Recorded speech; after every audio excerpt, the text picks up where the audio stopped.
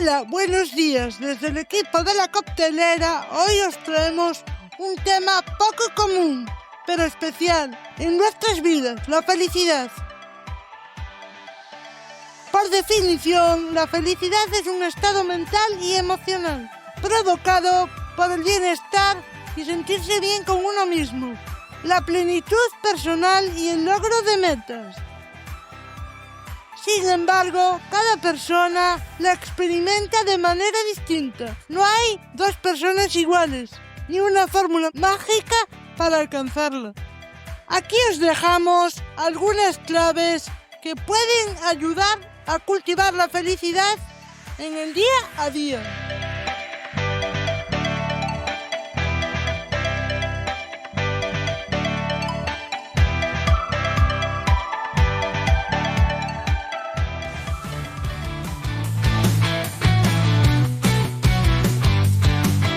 Primera clave: cultivar relaciones con personas y con gente que nos aporten valor y energía positiva.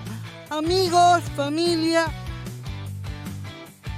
Clave 2: hacer actividades que nos gusten y nos hagan sentir realizados, ya sea un trabajo, un hobby o una actividad que nos apasione.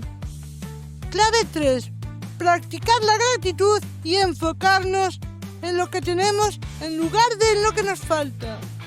Y por último, desarrollar una mentalidad positiva, enfocando los problemas con soluciones en lugar de evitarlos. Según el CIS, el 80,4% de los españoles se consideran felices.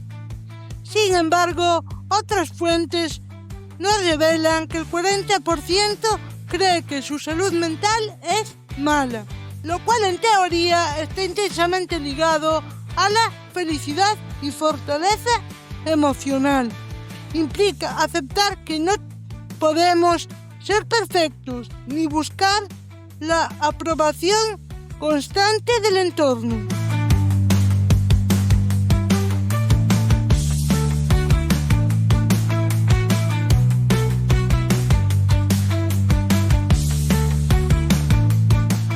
Hoy nos acompaña una persona muy especial para hablar sobre este tema. Susana Valverde, psicóloga del centro residencial. Buenos días, Susi, ¿qué tal? Buenos días, encantada de compartir este ratito con vosotros y vosotras. Comenzamos con la entrevista. Te dejo con mi compañero David. Adelante, compi. Como psicóloga, ¿cómo ayudas a que una persona que está pasando por un mal momento salga de tu consulta con una mentalidad más positiva? Bueno, pues lo primero, la escucha. Yo creo que escuchar a la persona con atención, con mucha atención y con mucho interés es fundamental, ¿vale? Después el tiempo que se le dedica a esa conversación. Fijaos que yo muchas veces, y vosotros lo sabréis, y los compañeros que a veces os encontráis conmigo, que a lo mejor no siempre a la hora que hemos quedado nos vamos a reunir, pero es verdad que cuando me siento con alguien me siento y no estoy pendiente del reloj, ¿no? Creo que es fundamental que la persona se sienta escuchada y sin sensación de prisa. En esa conversación, generalmente, ¿qué trato de hacer? Bueno, pues de que la persona vaya contando, ¿no? Y yo voy desgranando un poquito qué es lo que realmente le preocupa a la persona. Y después, juntas, pues de lo que tratamos es de pensar en tareas o en acciones que de alguna manera podamos provocar algún cambio en la situación que tanta preocupación le produce a la persona, ¿no? Fijaos que muchas veces cuando nos sentimos muy preocupados o con niveles de ansiedad alta o con pensamientos ahí que le damos muchas vueltas a las cosas, en muchas ocasiones prestamos atención a aspectos en los que no vamos a tener control realmente. Como personas no podemos controlarlo absolutamente todo. Entonces es fundamental, y yo en esas reuniones o en esos encuentros trato de enfocarlo así, de que la persona se centre en aquello que sí puede tener control, en aquello que sí está en su mano cambiar, ¿no? Yo creo que esa es la manera, ¿no? Cuando finalmente termina el encuentro y la persona se va primero con la sensación de haber sido escuchado y comprendido, por lo menos yo lo pretendo siempre, y con alguna tarea o con la sensación de que las cosas, aunque sea de una manera pequeñita, pueden cambiar, generalmente se consigue esa sensación de mayor tranquilidad, ¿no? ¿Y cómo te afecta a ti por ejemplo, que esa persona tenga esa preocupación o ese miedo? ¿Te afecta de alguna manera concreta o no? ¿O ya aprendiste a asumir que eso está ahí y ya No, está? no, en absoluto, Sandra.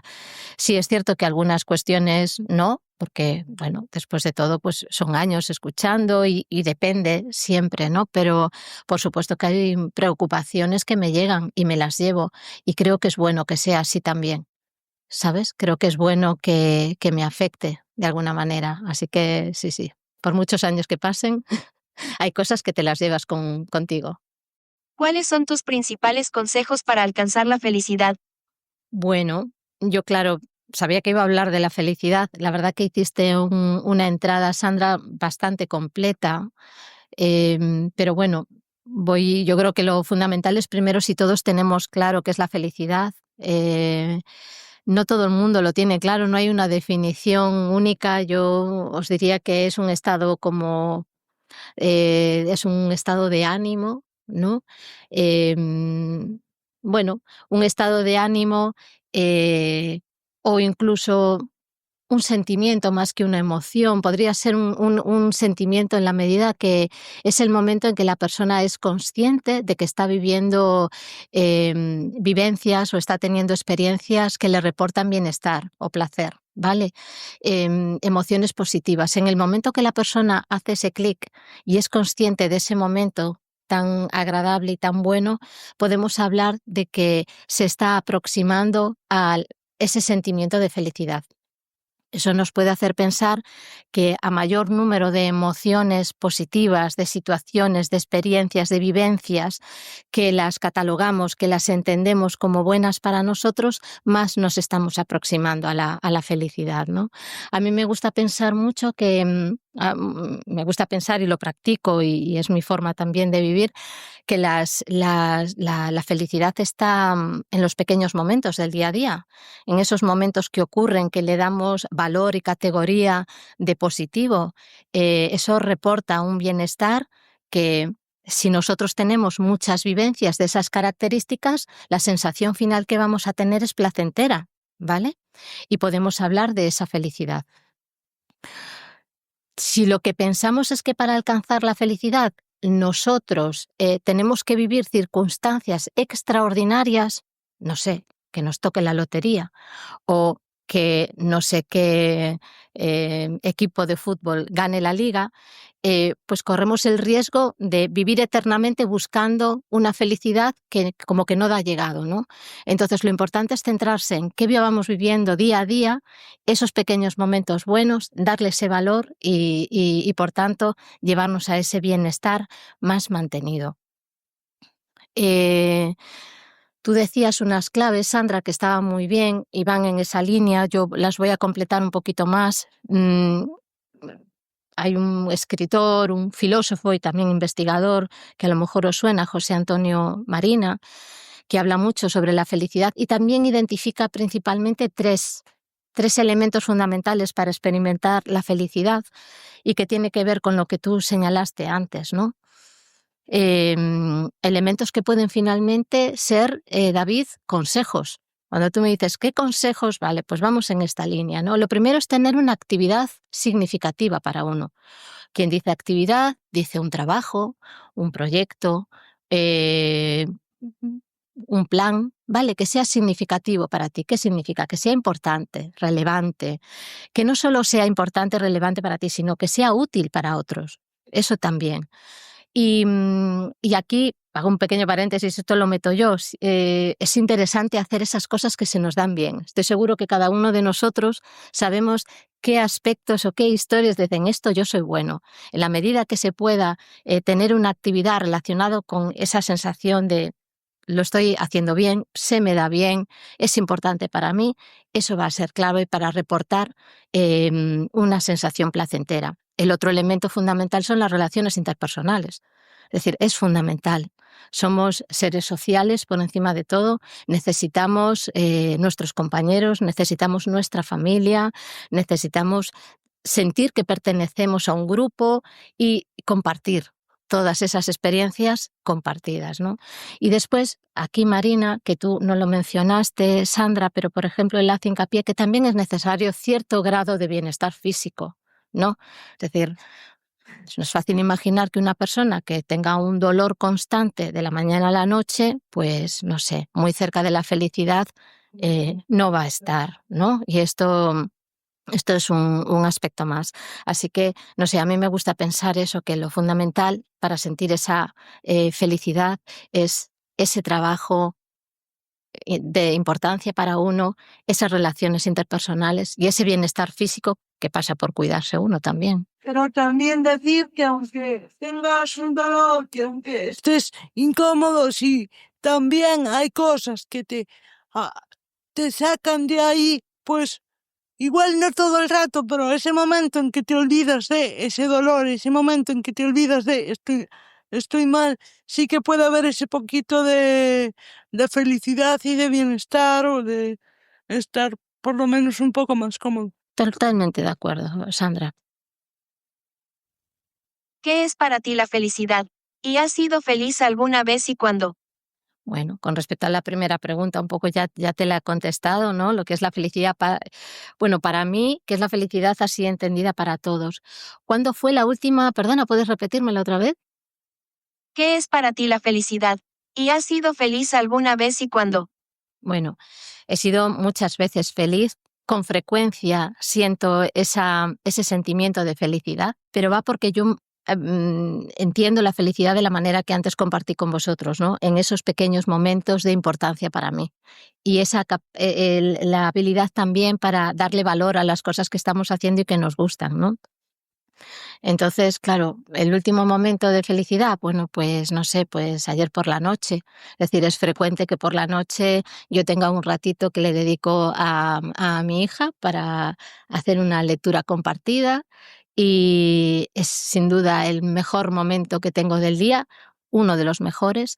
Y cuando yo salgo de aquella habitación y cierro la puerta, la sensación que yo tengo dentro es de plenitud, de gran satisfacción de haber vivido un momento muy, muy agradable. Y ya te digo, es una situación diaria.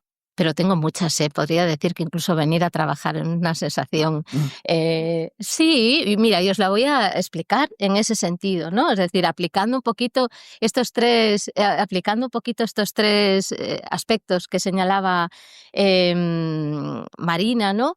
Que es decir, esa actividad relevante, es decir, es venir a trabajar con ganas, con la sensación de estar desarrollando un trabajo que me gusta, me permite estar en contacto con vosotros, con mis compañeros de trabajo. Es un aspecto que para mí me produce, a ver, ganas de vacaciones tengo también, como todo el mundo, pero es algo satisfactorio para mí. Y la clave de que yo te diga que en muchas ocasiones me siento feliz es porque, fijaos, si un elemento o una parte tan importante de la vida de una persona como puede ser la parte de trabajo, sea un espacio positivo, imagínate, ¿no? El efecto que pueda llegar a tener. Desde tu punto de vista, ¿qué diferencia hay entre la felicidad y la euforia? Vale, bueno, yo te diría que en principio son conceptos así como yo diría diferentes, ¿vale? Yo entiendo la euforia como una emoción, la euforia como una emoción, bueno, efectivamente que se presenta de manera involuntaria, algo lo provoca, tú no tienes control, ¿no? Es una alegría desmedida, muy top. Em, Más cortita en el tiempo, hay algo que te produce, ¿no? Esa emoción tan positiva y tan bestia, pero que es mantenido en el tiempo, que no es muy razonada, ¿vale? que te lleva a lo mejor a actuar, ¿no? Una euforia pues te lleva pues, a dar saltos, a abrazarte al que tienes alrededor, a gritarle al mundo entero, alguna historia, ¿vale?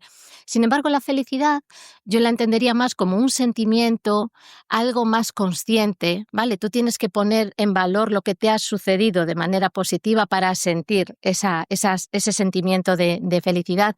Es un poquito más mantenido en el tiempo. Y lo que te hace es pensar y reflexionar, ¿no? Entonces creo que son dos conceptos diferentes.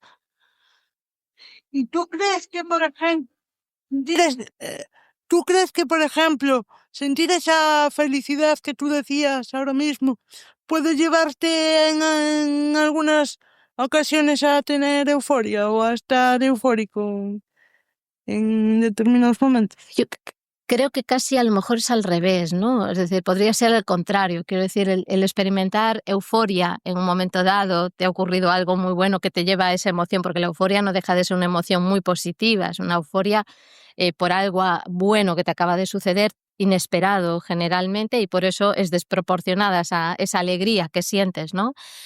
Yo creo que eso, si tienes varios momentos así eufóricos, positivos, pues no deja de ser una sensación de bienestar que aumenta la probabilidad de que tú vayas sintiendo felicidad, ¿no?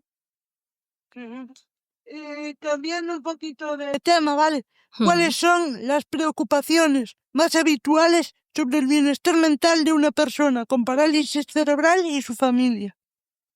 Vale, pues fíjate que yo no encuentro tantas diferencias entre las preocupaciones de una persona con parálisis cerebral y de sus familias con respecto a otras personas que no tengan discapacidad o en concreto la parálisis cerebral, ¿vale?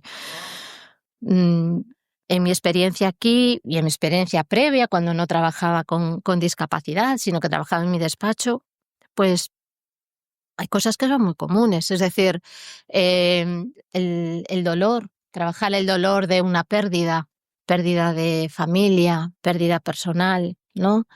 Em, Ese tipo de dolores y ese tipo de pérdidas y de preocupaciones a ese nivel se experimentan en un contexto y en otro. Los miedos son comunes. Y después otro aspecto que yo lo veo mucho aquí, pero que también lo veo fuera de aquí, y que lo he visto fuera de aquí, que tiene mucho que ver al deseo que tenemos todos de ser tratados con respeto, ¿no? Y que cuando esto no sucede, cuando no recibimos un trato de respeto, nos sentimos mal.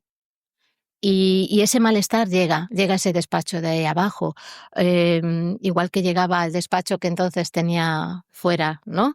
Entonces, quiero deciros que yo no aprecio grandes diferencias. Esas preocupaciones son muy comunes. Y con respecto a las familias, pues te diría lo mismo. Las familias lo que quieren es el bienestar de sus hijos, el bienestar físico, emocional, que sean felices, ¿no? Hablando hoy de felicidad, le preguntas a las familias y cualquier madre, cualquier padre te dirá, yo quiero que mi hijo sea lo más feliz del mundo. Bueno, pues ahí está. Yo diría que no hay diferencias.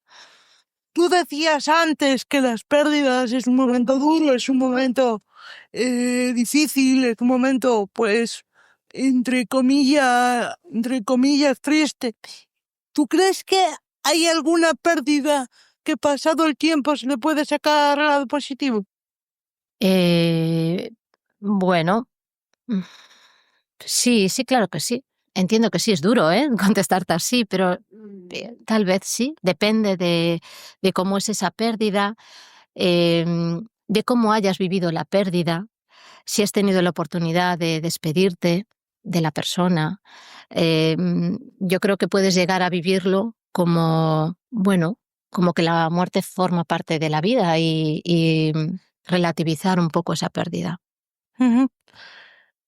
¿Es posible ser feliz incluso después de haber pasado experiencias difíciles?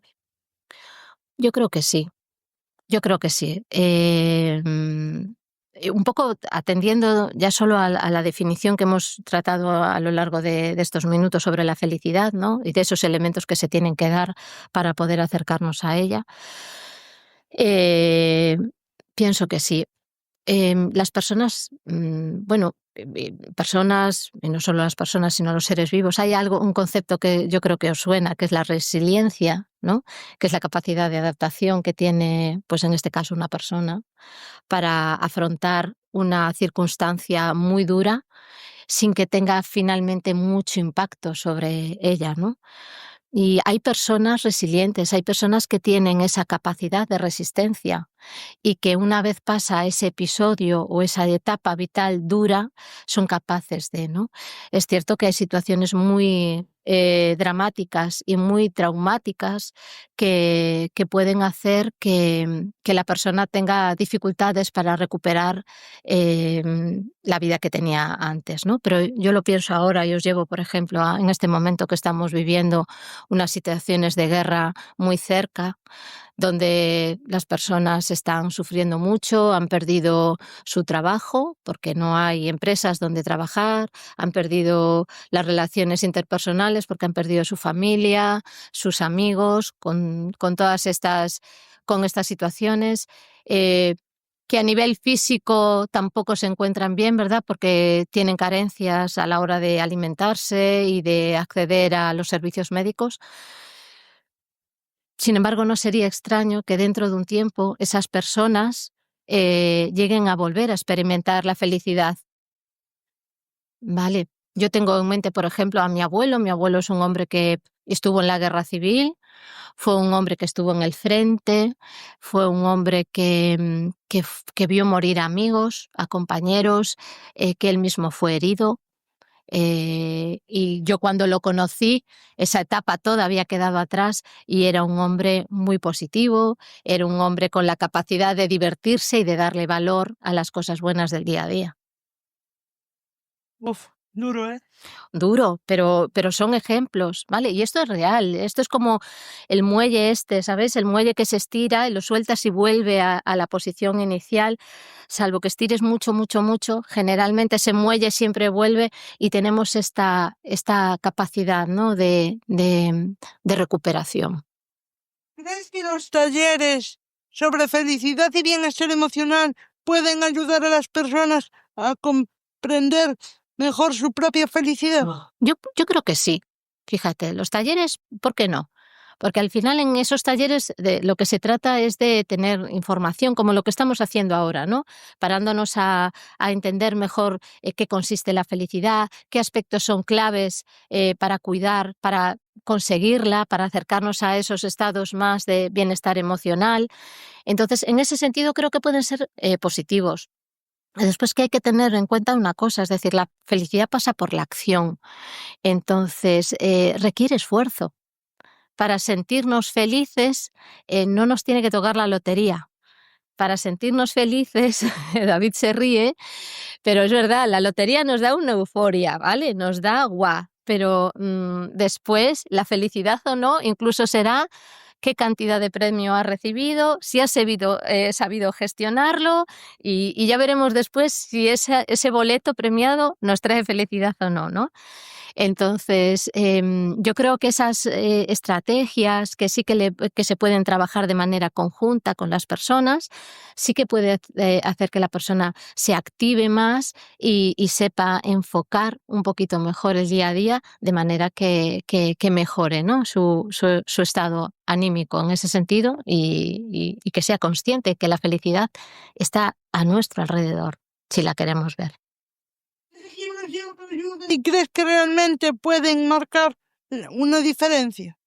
Yo personalmente no. La verdad que no tengo no acostumbro a utilizar esos libros de autoayuda. Entiendo que a lo mejor a algunas personas sí les sirve. Yo creo que al final lo que necesitamos es información, pero qué duda cabe que lo que necesitamos después es acción. Y lo leí por ahí. Es decir, leer libros de felicidad no te hace feliz. ¿Qué impacto tiene la ansiedad y la depresión en la percepción de la felicidad? Bueno, pues tiene un impacto, qué duda cabe, porque fijaos, al final tanto la ansiedad como la depresión nos paralizan. tanto la ansiedad como la depresión hace un poquito que nos aislemos, que no nos relacionamos tanto con la gente. Por tanto, es necesario trabajar ese aspecto del ánimo bajo y del ánimo ansioso para, que sea más sencillo el experimentar otro tipo de emociones más positivas, ¿no? Pues sí, pues esta era la última pregunta y nada, muchas gracias por compartir tu tiempo, por darnos a conocer un aspecto que a lo mejor, pues en la vida real, pues no lo tenemos. Sí se tiene en cuenta, pero no de la forma que deberíamos tenerlo. Y nada, esperamos que hayas estado a gusto y que estamos encantados de que hayas estado en esta radio, de que hayamos hablado de un tema pues que no se suele hablar mucho, al margen de datos y de quererlo llevar a donde a lo mejor a la gente pues no le es fácil o no se encuentra en algunos casos, y que esto ha sido una charla pues muy amena y que esperemos que a nuestros oyentes le pueda aportar y les haga pasar un rato, dentro de que es un tema difícil de conseguir, pues un rato de entretenimiento. Bueno, pues yo también os Ha doy... sido un placer. Pues yo también os doy las gracias a vosotros. Ha sido un placer para mí. Que sepáis que este es otro momento más que contribuye a mi felicidad, ¿vale? Porque sí es cierto que llegué con una emoción un poco más asociada al nerviosismo, pero que poquito a poco me he ido relajando. He estado a gusto, con buena gente, con buena compañía y hablando de cosas que interesan. Así que nada, muchísimas gracias. El placer fue mío. Y a vosotros, cocteleros y cocteleras, gracias por acompañarnos. No olvidéis darle like, compartir este programa para seguir explorando temas tan interesantes como este. Nos escuchamos en las ondas y en el próximo programa de La Coctelera. ¡Chao!